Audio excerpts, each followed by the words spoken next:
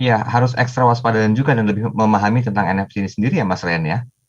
Ya, kalau tiba-tiba lompat ke NFT itu seperti belajar berenang tapi langsung gaya kupu-kupu sebenarnya. Iya, iya. Jadi mesti mulainya itu pertama ya, yang pertama nih.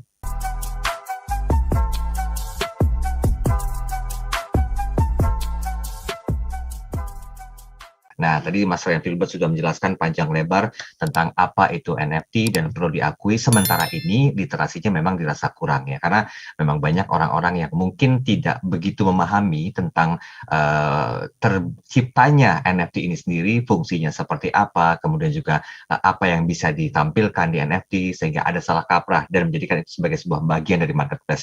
Tapi begini Mas Ryan, ngomongin masalah NFT, banyak orang yang juga mungkin ingin tahu apa sih keuntungan yang bisa didapatkan kalau kita menjadi bagian dari NFT, Mas Ryan? Ya, dari dua sisi ya. Kalau kita adalah orang yang menjadi kolektor gitu, Mhm, ketika kita ingin mencari koleksi yang sifatnya otentik dan original gitu ya, mhm, maka sebenarnya kan dengan membeli NFT itu kita jadi lebih yakin bahwa mhm, barang ini adalah benar-benar punya kita. Jadi mungkin akan sulit sekali untuk orang itu bisa paham bahwa mhm, sebenarnya yang namanya blockchain itu ya, mhm, ketika kita memiliki suatu transaksi di blockchain itu data kita tidak bisa dihapus, mhm, tidak bisa diedit, dan juga tidak akan pernah menjadi expired. Misalnya saya melakukan transaksi itu 10 tahun yang lalu berarti akan tidak terlihat, itu tetap terlihat. mhm, Jadi mhm, sebenarnya ketika keuntungannya menjadi seorang kolektor di sini, membeli NFT yang memang sesuai dengan kita punya keinginan gitu ya, mhm, mhm. maka ya kita jadi bisa memiliki barang itu ya sepanjang segala masa. Ah, Tidak perlu hanya tunggu satu server saja. Misalnya ya, pernah nggak Anda pernah punya email, tiba-tiba begitu Anda buka lagi, email Anda sudah hilang semua. Kenapa mhm, bisa gitu? Karena datanya ada di server tersebut, bukan di tempat kita. Dari sudut pandang orang yang suka dengan menciptakan suatu kreasi digital, mhm, dengan adanya NFT ini bisa menggunakan NFT ini sebagai alat authentication terkait dengan dia punya hasil karya digital. mhm, mhm, Dan juga yang kedua adalah bila kita gunakan ini untuk suatu hal yang sifatnya memang tidak boleh digandakan.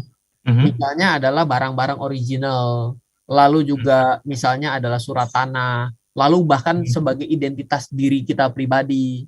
Itu mhm, kan sebenarnya dengan adanya sistem NFT ini sebenarnya kita jadi lebih mudah ya untuk memastikan keoriginalan. Dan coba mhm, kita pikir ya, kalau yang namanya surat tanah itu kan kita mau mau ngecek aja pergi ke BPN itu kan harus ke notaris, lakukan cek mhm, intip 2-3 hari baru balik gitu ya. mhm, Itu pun ternyata masih ada penggandaan yang terjadi.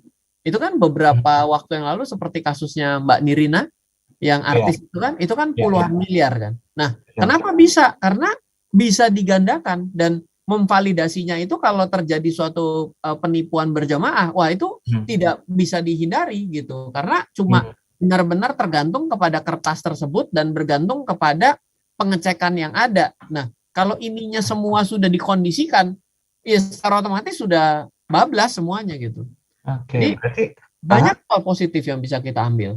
iya, harus ekstra waspada dan juga dan lebih memahami tentang NFT ini sendiri ya Mas Ryan ya? Ya, kalau tiba-tiba lompat ke NFT itu seperti belajar berenang tapi langsung gaya kupu-kupu sebenarnya. Iya, iya. Jadi mesti mulainya itu pertama ya, yang pertama nih, kenal yang namanya tanda tangan digital. Ini Oke. digital signature dan certificate authority. Itu Mhm, salah kalau orang bilang pertama kali kenal itu blockchain dan kripto. Enggak. Yang mhm, pertama kali kita mesti kenal itu adalah digital signature dan certificate authority. mhm. Setelah itu meningkatlah mulai dari mengenal yang namanya sentralisasi dan desentralisasi. Oke. Kalau ada server itu berarti sentralisasi. Desentralisasi itu apa? Lalu yang ketiga itu baru mengenal si blockchain dan kripto. Nah, salah satu variannya kripto itu dari blockchain adalah produknya ya NFT ini sendiri. Mhm, Jadi kalau kita tiba-tiba kenal NFT itu kayaknya jauh banget karena mhm, apaan ya kok bingung banget ada barang yang harganya bisa puluhan miliar mhm, tiba-tiba dari orang yang nggak ngerti ganteng adalah relatif gitu ya, mhm. cantik adalah relatif, loh kok tiba-tiba bisa punya puluhan miliar cuma jualan selfie. Nah itu kan jadi jauh sekali untuk bisa memahaminya. Oke, baik-baik. Mas, saya izin ke WhatsApp dulu ya, Mas ya. Ya. Oke, ini sebentar mana dia? Nah, ini dia. Mas Ryan, mohon maaf, saya sempat membaca tentang marketplace-nya NFT yang menggunakan OpenSea. Nah, karena itu kan bentuk marketplace pertama NFT dan juga terbesar, karena ada 2 blockchain di sana, yaitu Ethereum dan juga Polygon. Apakah memang definisi marketplace di sini hanya untuk mata uang saja, atau juga bisa digunakan sebagai sebuah bentuk peluang market? Marketplace yang digunakan di OpenSea itu memang berjalan proses mintingnya, wah kan jadi bingung. Mintingnya memang ada di Ethereum dan di Polygon. Nah, jadi kalau hubungannya dengan mata uangnya, maksudnya mungkin bertransaksi di sana dengan menggunakan satuan apa? Tentunya dengan cryptocurrency kita bisa melakukan transaksi di sana gitu. Tapi ketika kita memasangkan barang NFT kita, kekayaan digital kita di sana gitu, sebenarnya kenapa ada pilihan 2 network? Pertama, processing pada Ethereum itu gas fee-nya mahal untuk kita pasang, sehingga orang berusaha untuk mencari solusi lain, makanya datanglah Polygon di sana. Di mana Polygon ketika kita mau melistingkan NFT kita di situ masih free gitu ya. Nah, tapi itu nanti tetap akan ada costingnya yang akan kita rasakan gitu. Memang ya gimana? Saya kurang jelas menangkapnya itu. Apakah maksudnya harus bisa pakai menggunakan rupiah nggak transaksinya? Nggak bisa, karena kalau sudah di blockchain secara otomatis currency yang dimaksudnya itu adalah kripto yang ada itu.